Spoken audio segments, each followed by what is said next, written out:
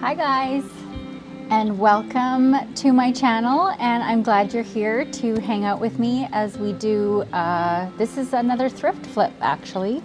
I've been on a roll with thrift flips lately. So this is one of these clocks that hang on the wall, and they're double-sided. So I've taken it apart, and I have the two faces here. These are just plastic. This isn't very, they're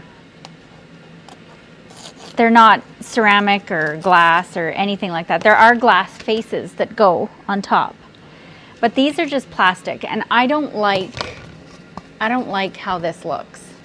So I'm going to be painting these, and I'm going to be putting transfers on them. So as a base, I think I'm going to go with crinoline, which is a creamier white. This is just a sticker, and I was going to take it off, but it looks to me like taking it off is going to be a bigger headache than just painting over it.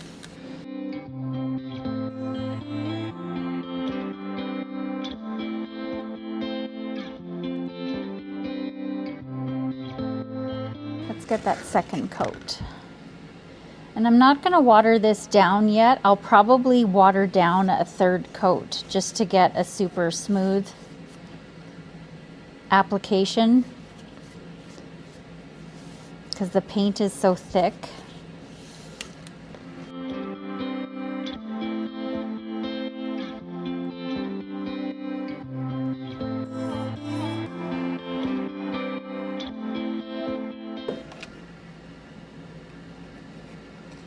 The moisture in the paint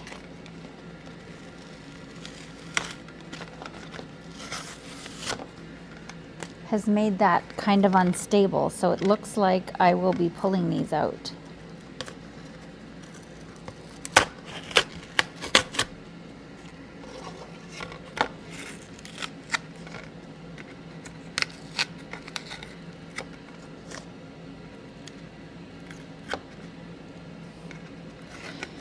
So all that was basically for nothing. In my defense, I did try to peel these out before I started, but they seemed super stuck in there. So that's what I'm going to do. I'm going to take these to the sink, and I'm going to scrub them all up so it'll get rid of this paint. We'll start all over again. These are all clean now. And while I was scrubbing them, I decided I am going to put a decoupage image in the background to give me a nice background. I've decided to go with White Swan as my to underpaint for my decoupage.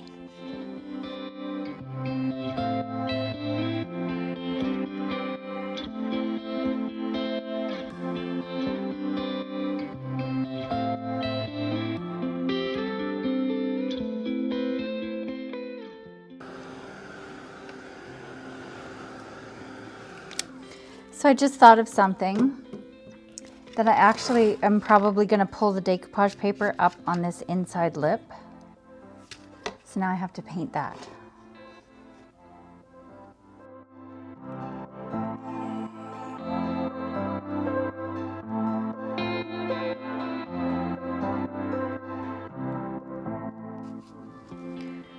Okay, now on to the decoupage. Okay, so the paper that I've chosen is Standing Proud, or sorry, this is Stretching Forward. And these are Roycycled decoupage papers, and they're by the artist Ricky Schumacher for Roycycled. I'm just trying to think here how this is going to work.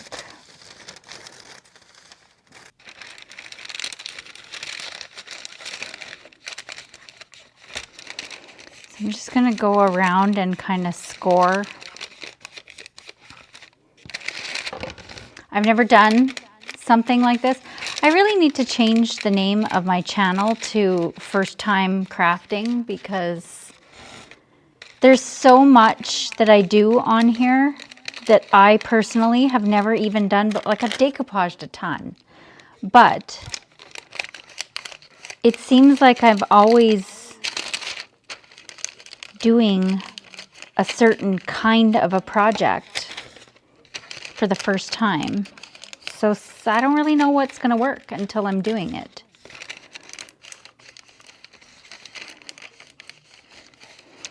So you guys all get to witness the successes and the failures. I think that's the only way that that's going to work. We'll experiment on one. If I have to peel it all off and start all over again, I guess that's what we'll do. Okay, I think that's going to work.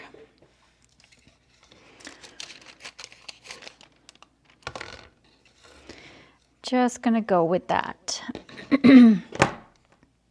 Okay, clear patina to apply my decoupage.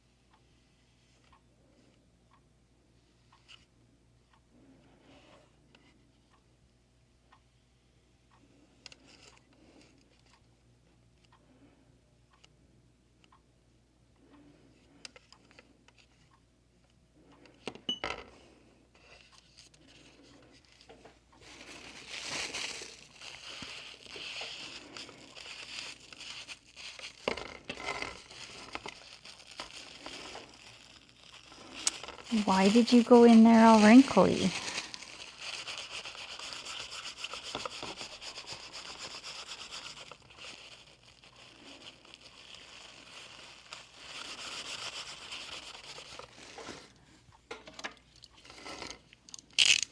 As I laid my paper down, it kind of folded here.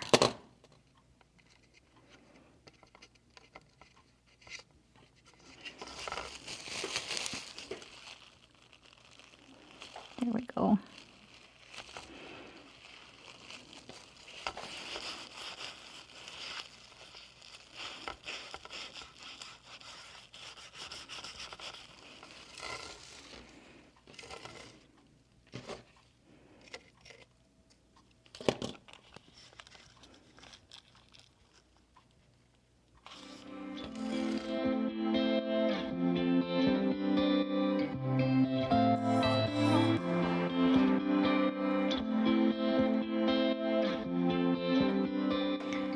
Trying to get a nice even coat of decoupage medium on here.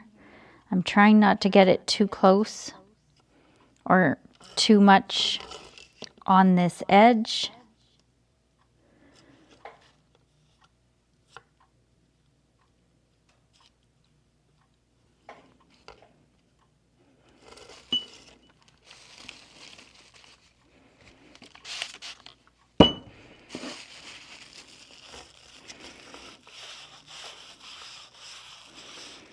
And I'm going to push it from the center outwards so I don't get any trapped air bubbles.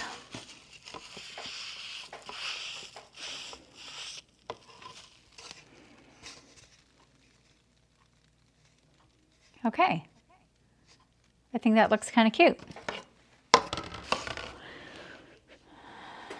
Now with this one, it's the same thing. I'm just going around and I'm kind of scoring it where I need to cut it.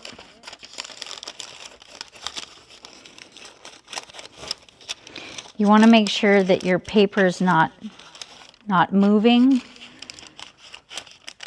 so you don't get like an oblong instead of a circle.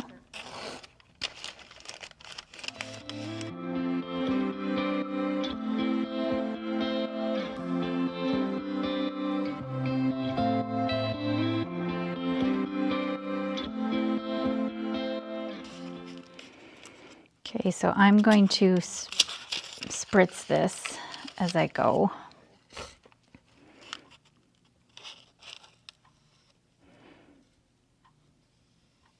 I seem to have better luck with the misting method if I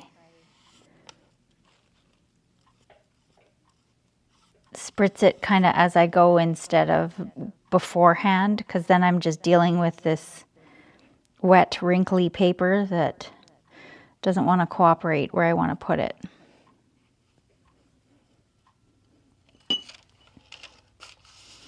And I didn't spritz it at all.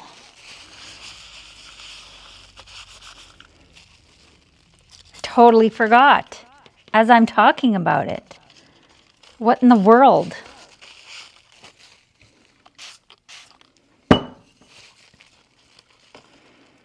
You know you're losing it when. And this paper doesn't have a lot of pigment in it, so you got to be really careful. The more ink, kind of the stronger your paper is, the ink itself adds strength and stability. So you don't want to play with. You just kind of can feel that it's a little bit more delicate, so you don't want to play with it too much and cause problems for yourself by tearing your paper. And this paper's been threatening me. It's given me the side eye. Like, don't do it. You're gonna regret it. So I'm trying to be very, very careful.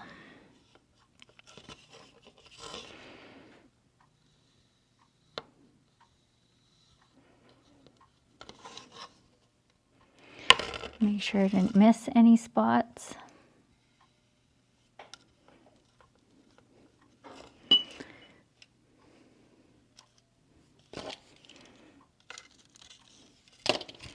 Gonna mist it this time.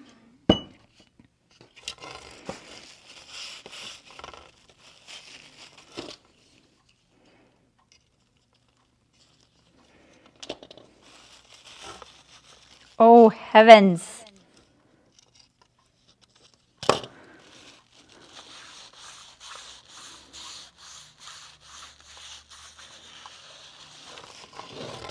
Okay. Crisis averted.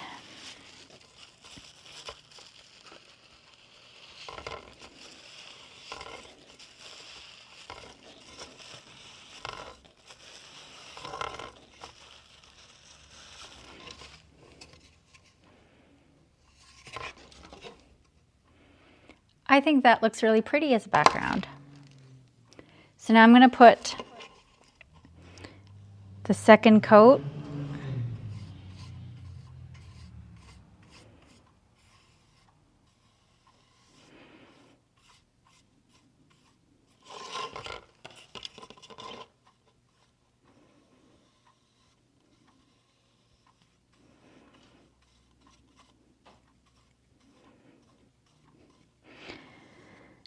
Now it's not perfect in these edges, but I'm not going to worry about that, because what I think I'm going to do is, well, I don't know what I'm going to do. I'm thinking about it. So I'm not even going to say it out loud. This seems like the project that wants to do what it wants to do when it wants to do it, and I'm just along for the ride.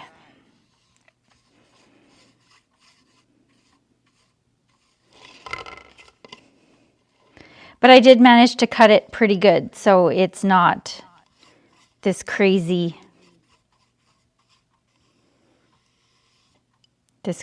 edge happening.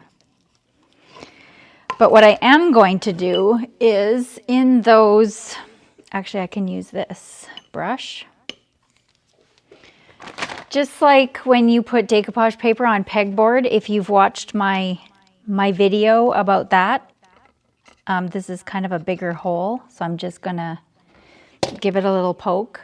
But this brush is big enough to poke in there and give me a really perfect hole. And you want to get that done when it's wet because otherwise your paper just tears all weird. This is the case where you want to do something when it's still wet instead of wait till it dries. You get a much better precise hole when you do it when it's wet. And it's the same thing if you're applying decoupage paper to pegboard. And there's a lot of little holes on pegboard. So, okay, so I'm going to let those dry completely. And in the meantime, I'm going to figure out what in the world it is that I'm going to do around this inside edge. Because I was thinking of painting it green, but then I thought if I'm painting the frame of the clock green, that might be weird. So it's not going to be green, but we'll figure that out. Okay, so I've decided to do a dark brown around this edge because I think with the actual frame of the clock in a nice green, I think this will work really well. Now I just have to carefully paint this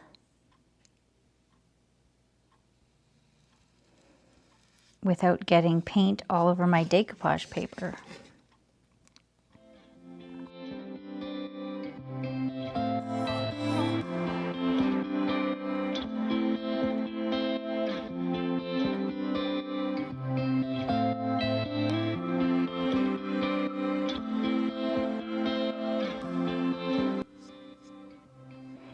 This is DIY Paints Weathered Wood, and it's a dark, kind of like a gray brown.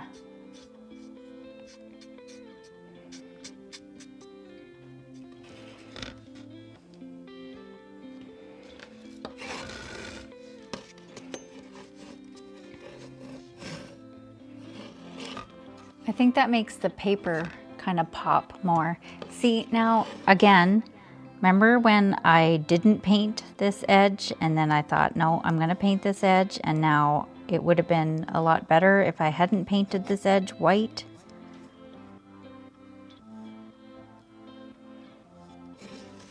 Crafting with me.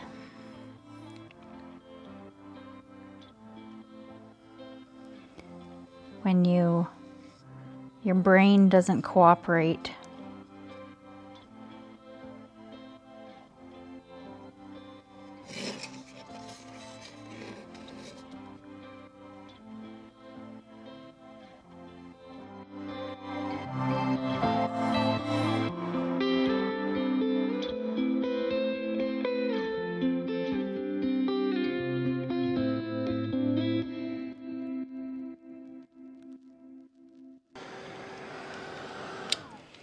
A little bit of a antiquing kind of around the edge first,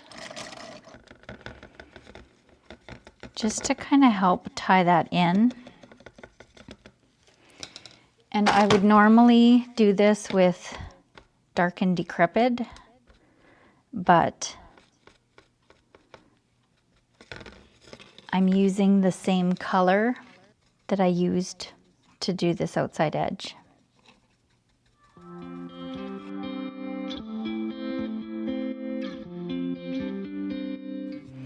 And to seal this, I'm just going to add another coat of the clear patina on top. You can use any kind of water-based top coat to seal before you put your transfer on. I usually use either Big Top or clear patina. See, I like how that's kind of, it just finishes it a little bit, gives it a little bit more oomph. Instead of this one looks very flat and plain, and this one's got that little bit of, it's a little bit of love. And it's just watered down paint. So super easy to do. One thing when you're going over decoupage paper, the decoupage paper, even though you have sealed it, it's gonna kind of suck that up a little bit more. So same thing. You just want to go in small areas at a time, just so you don't end up with too much sap soaking into your decoupage paper, especially up here, like in the lighter parts.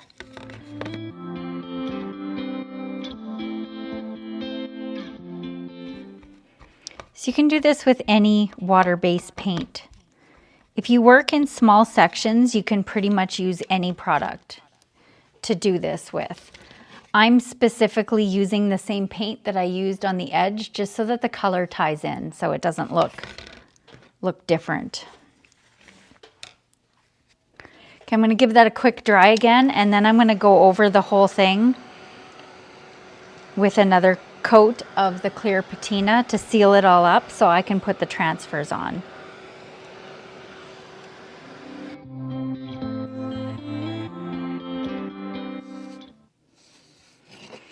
So this looks milky going on, but it dries crystal clear. So there's no worries.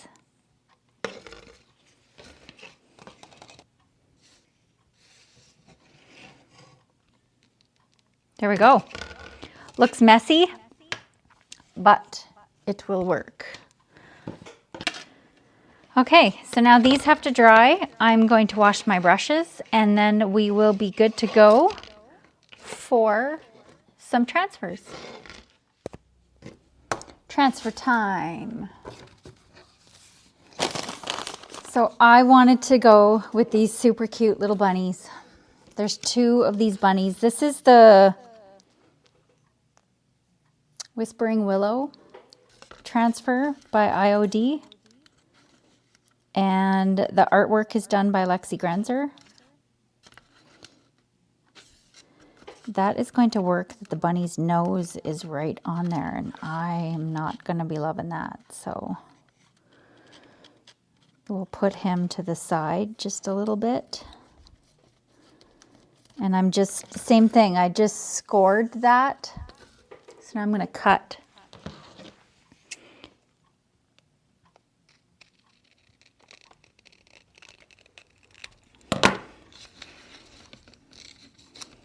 There. So that'll work out a little bit better.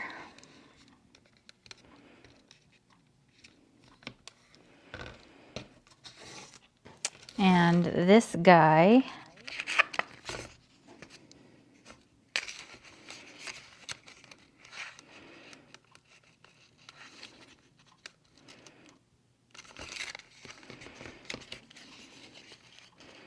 we will put him on this side.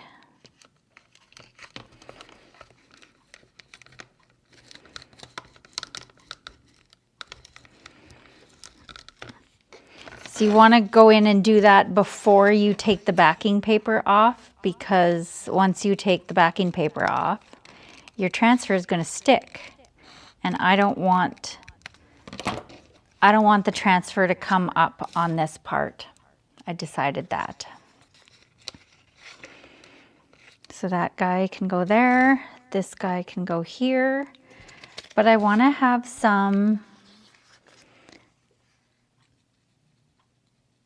just a little bit of like foliage behind. Maybe just a couple little leaves popping out.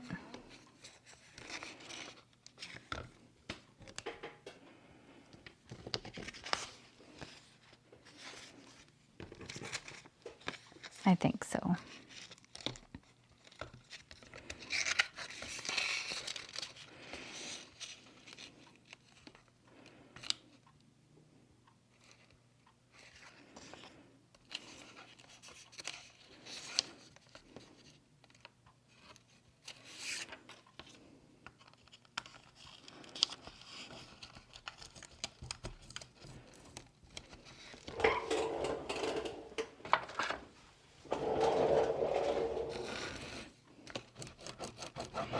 I have a really bad habit of overthinking my transfer placement, and I end up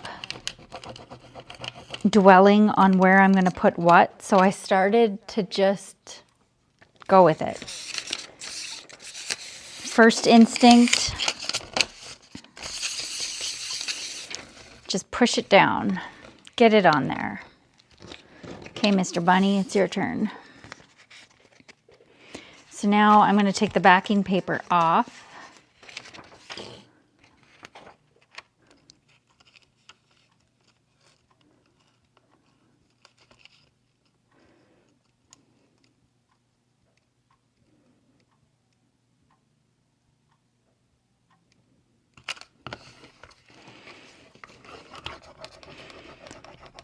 And I'm just kind of quickly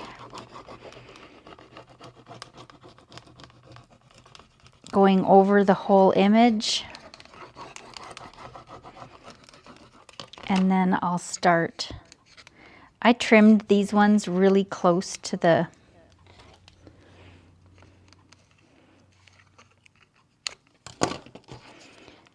transfer so I could place things a little bit easier, and it makes it really hard to find that free edge to grab. But once you get going, then I just kind of rub the transfer down while I'm lifting up on this backing sheet. And when you go slowly like this, you can see if there's any bits of the transfer that aren't adhering properly.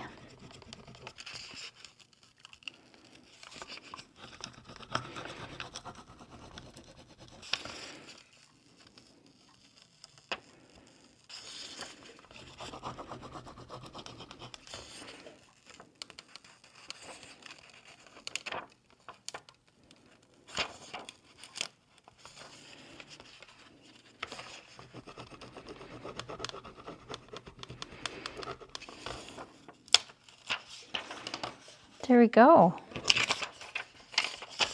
Make sure it's all down.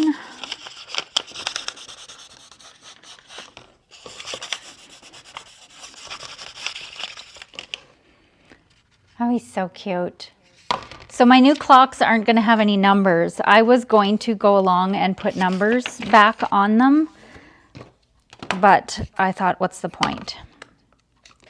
So all I did on here where this little hole is for the clock mechanism, I just pushed it with my finger. And that was enough to just push it in.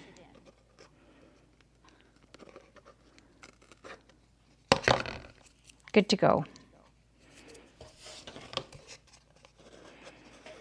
Everything should go back. And this guy, I am not going to put any added greens. I took a bunch out thinking I was going to, but that was before I decided to use decoupage paper as a background, and I think that's adding enough.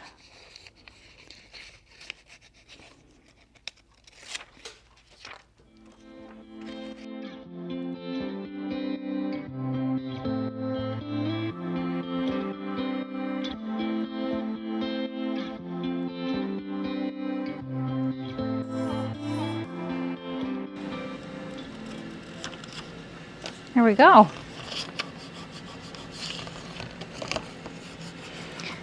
Just going over it to make sure it's all burnished down. Push that in. So cute. Look how cute they are. Ah, they're adorable.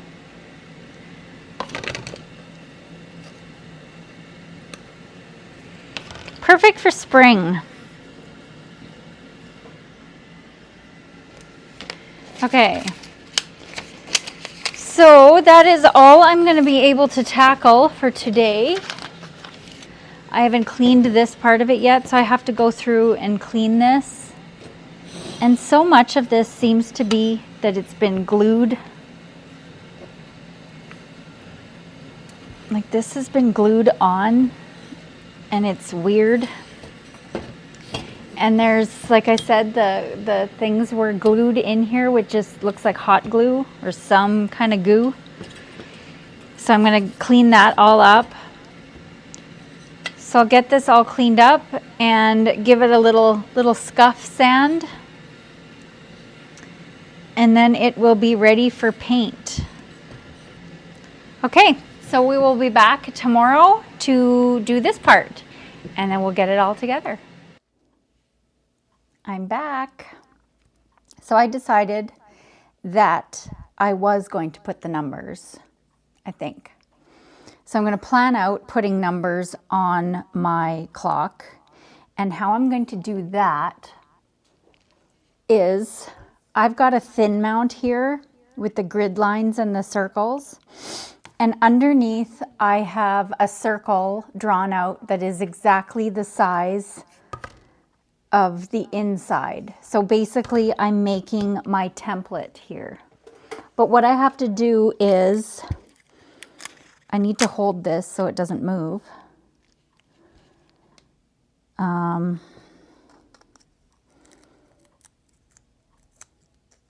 So I'm just going to stick a piece of tape there. And I'm going to do the same thing up here. And hope this all works. Okay, so that will hold my paper crooked. Dang it.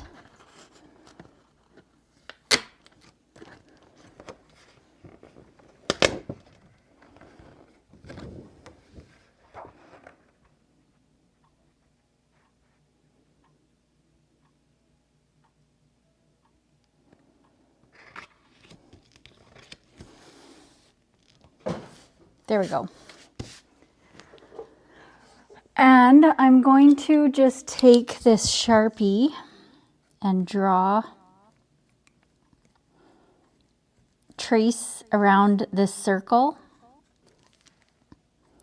so I know where to cut.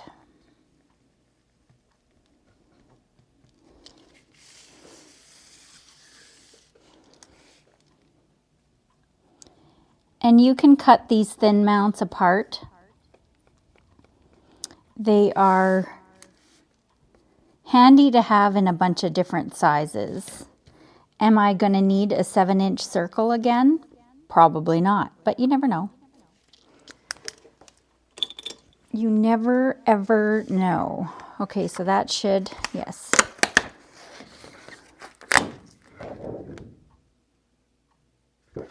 Okay, so I'm going to cut that out. And then hopefully it will fit. It seems like a waste, but then I'm going to just take these extras that I have on this thin mount and I can use it for little bits. So it's not a waste, it just, you can always use those little pieces for little stamping or when you're coming in with your letters.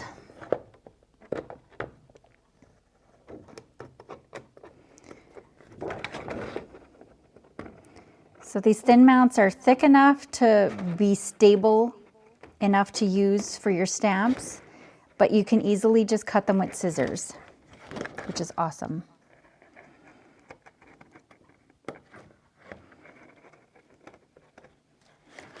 I like having a bunch of these kind of handy for different size projects. I like to be able to plan out my stamp ahead of time.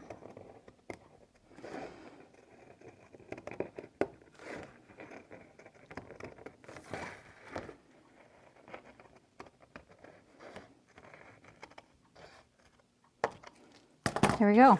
Okay, so there's quite a bit left on here, so I can use that for other projects. I'll just put it there, add it to the pile, and then we'll see if this fits.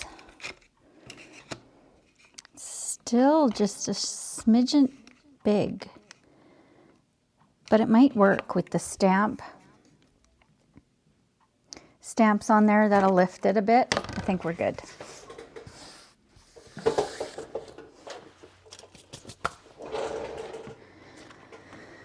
Okay, so now to plan this out, remember this sticker kind of cardstock things that I tried to paint?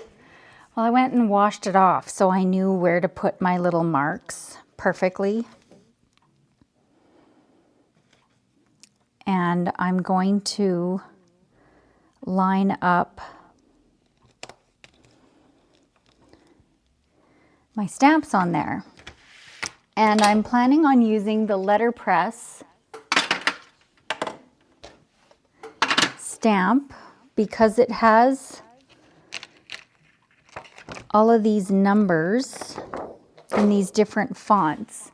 And I decided to go with these, they're narrower, so I think that will work.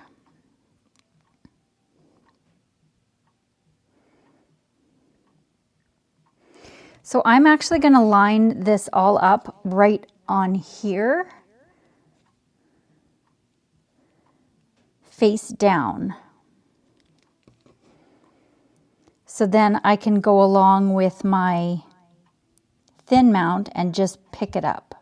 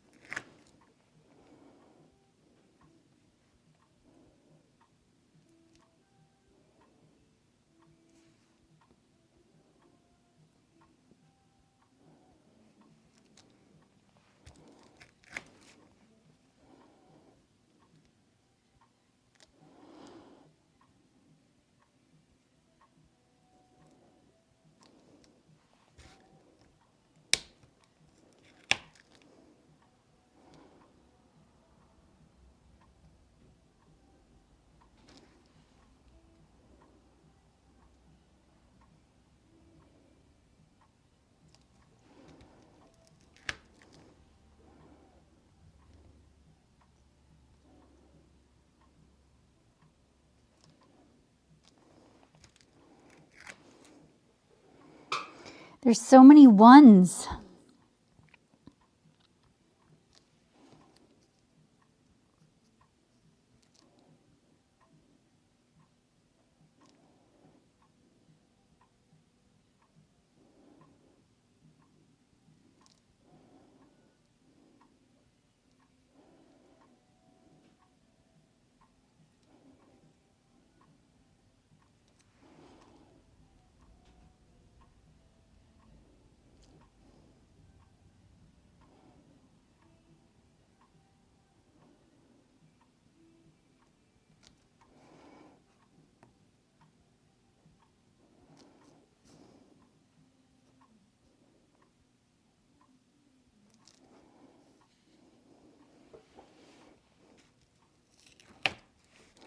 So I do have another letterpress stamp that will give me some extras, which is awesome when you have more than one stamp set. I always have more than one just for when I do workshops here at the store. It helps so people aren't waiting. But I'm still shy on ones, so it is what it is. But that's okay. Just trying to make sure these are kind of straight before I go in and pick it all up with this baby. So the reason why I wanted to use this is because it has all of the marks all the way around. So it's a little bit easier to line everything up.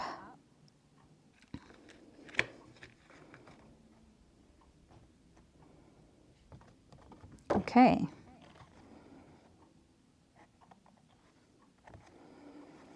So I think that looks pretty good. When you flip it over, then it's a little bit easier to see if everything's kind of straight up and down or a little bit crooked. So you can fix all that.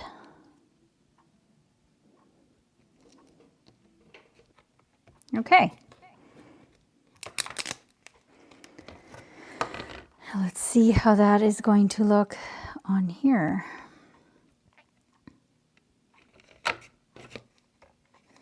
So I think that's going to work. I know it's hard to see, and I'm going to have to go back in with the ones.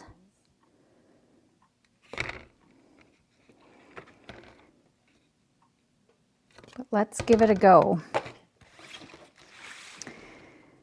I'm kind of nervous. I'm kind of nervous to do this. And I think I'm going to go with stone gray, just because it's a little bit softer. I don't want the harshness of the black.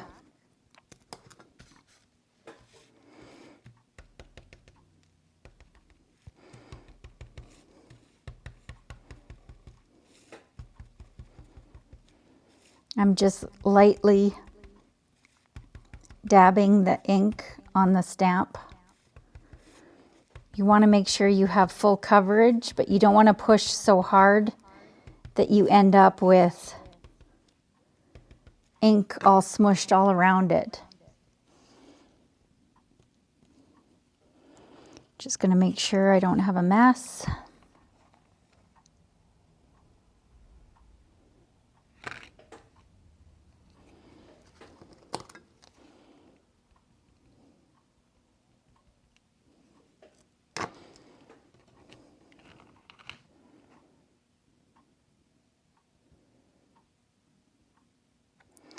Okay, here we go.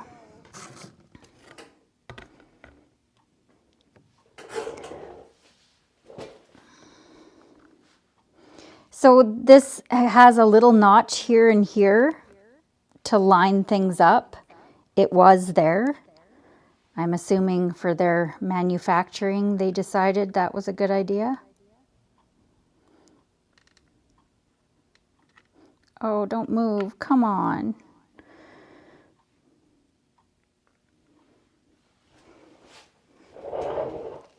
Well, I hope that didn't smear all over the place. It was really hard to get down in there. They're plastic, and they have these little feet on the bottom to stabilize. This is really hard. I hope this wasn't a completely horrible idea. Oh, I don't have a good feeling, guys.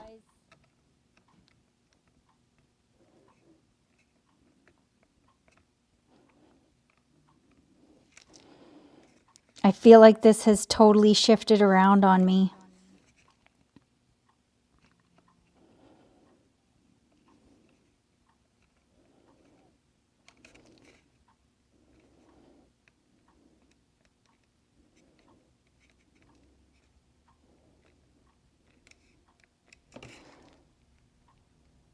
Especially that 12. Oh well, here goes nothing.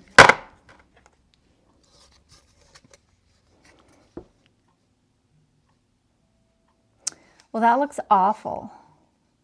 It's awful. Check that out. It's shifted, it's smeared. I'm going to see if I can rescue it with alcohol.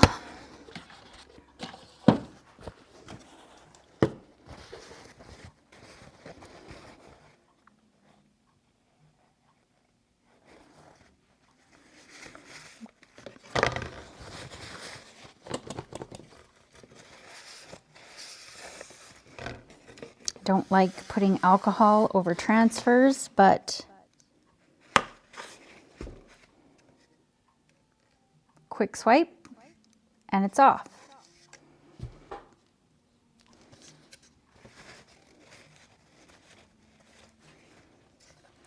So no numbers.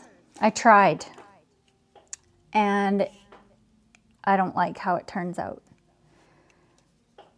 I don't like it at all. So we're gonna abort that mission. It was worth a shot. I thought it would be cute. I think it looks perfectly fine without numbers. What do you think? Okay, so I'm gonna put all these little bitties back and put my numbers away. So this has been the project of, I don't know, experiments. Let's try this. This doesn't work, so now let's try this. So we tried that. So now I have this handy circle of thin mount. Maybe I'll be able to use it for something else. Okay, so we're ready to paint this now, the frame. And I've chosen, this is Fusion and it's Jenny's Green. This is a color that they had out for about 5 minutes. This is no longer available. I'm just using up what I have. But there is a comparable color. It's called Conservatory. So it's really, really close. Really, really close to the same color. Actually, I'm just going to use it right out of here. And where am I going to start? Let's just start with this little thingy, this little finial.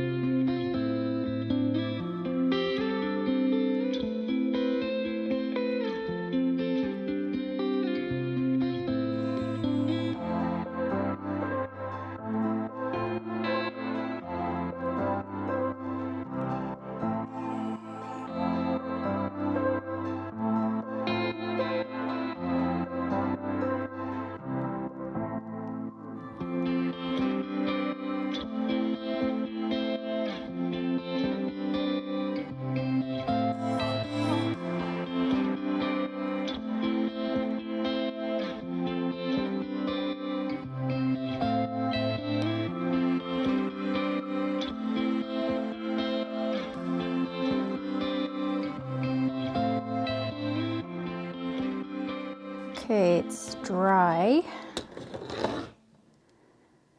So now the challenge of putting it together. Stay. So this is the glass.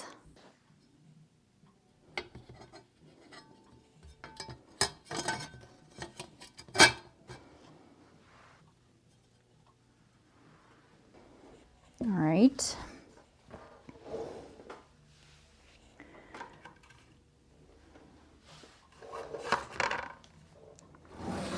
I guess I have to put the actual clock mechanisms back on, hey?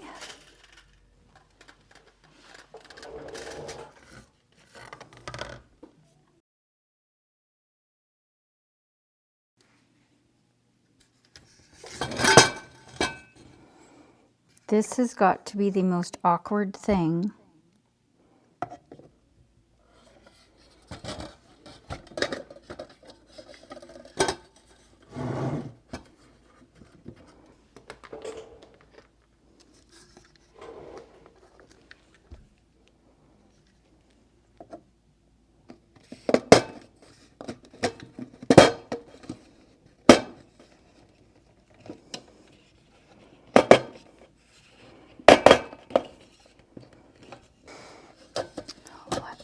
See. Well, it's cute. It looks way better than it did. So now I just have to do some little touch-ups from all my mangling. This little finial needs to get glued back on. So this little bit of gold is just giving it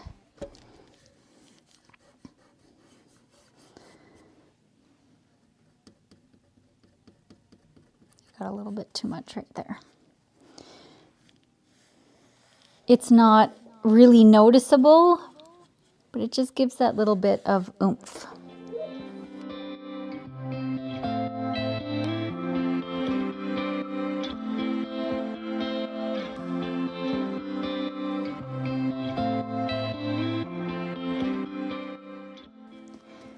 So that was a challenging makeover. I hit a few roadblocks on that one. Mostly self-inflicted, but that happens sometimes. Sometimes I'm my own worst enemy when it comes to crafting, because I get this idea in my head and either I don't think it through or I don't realize it's a complete terrible idea until I actually try it and realize, nope, that's not going to work. So hopefully you learned what not to do, probably more of what not to do than what to do on this project, but it happens sometimes. Some projects are just like that. But I think it turned out really cute in the end.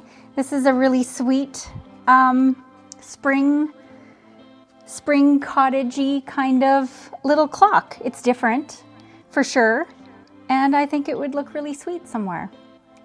Thanks so much for joining me on this week's project, and I hope I inspired you to get out there and create.